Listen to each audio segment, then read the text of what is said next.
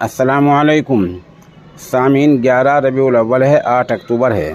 ख़बर का उन्वान है महाराष्ट्र में बड़ा हादसा। ट्रक और बस की टक्कर के नतीजे में बस में आग लग गई, जिसमें 11 लोगों की मौत हो गई है और काफ़ी लोग ज़ख्मी हुए हैं। ख़बर और थोड़ी तफसील से सुनिए। महाराष्ट्र के नासिक से ये दर्दनाक ख़बर आ रही है कि यहाँ ट्रक के टकराने के बाद एक बस में आग लग गई है, जिसमें झुलसने से 11 लोगों की मौत हो गई है। मरने वालों में 10 बड़े और एक बच्चा शामिल हैं। पुणे की तरफ जा रही इस बस में यह हादसा नासिक औरंगाबाद रोड पर हुआ है। हादसे की तस्दीक नासिक पुलिस ने कर दी है।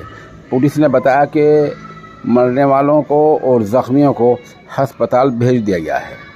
वहीं खबर देने वाली एजेंसी पीटीआई ने अफसरान के हवाले से बताया कि हादसा अलसुबह तकरीबन 4:30 या 5 बजे का है, जब एक ट्रक से टकराने के बाद नासिक के औरंगाबाद रोड पर बस में आग लग गई। वीडियो में दिख रहा है कि बस में आग लगने के बाद आग का एक बड़ा गोला बन रहा है।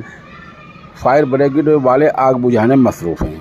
इस हादसे पर वहाँ के वज़ीर आला एकनाथ शिंदे ने गहरा दुख जाहिर किया है और मरने वालों के वारिसों के लिए 5-5 लाख रुपए देने का ऐलान किया है।